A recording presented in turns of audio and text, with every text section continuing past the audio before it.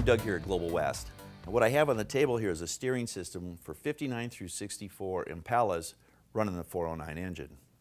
Now this is one of 3 kits that we offer for that particular application.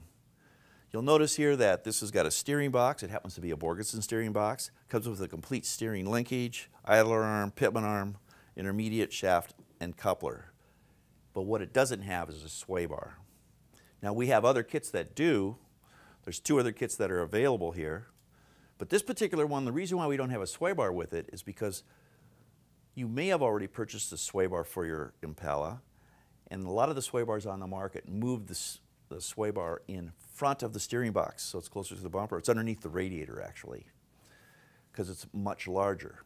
And the factory sway bar generally goes right underneath the steering box.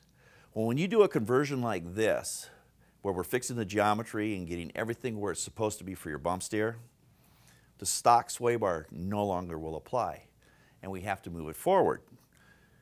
So if you've purchased one of the sway bars that is available that moves it forward, obviously you don't need another one.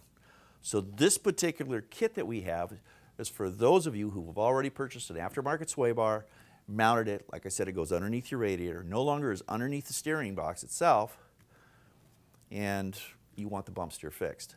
So this particular kit is an ST5964G9. The 9 is for the 409 application. It plugs directly in. Again, reuse the sway bar that you already have. If you need more information about this particular kit, please look at the original video, ST5964GS. That's a complete system. We get in depth a little bit more. But this kit here will utilize that sway bar that you already have.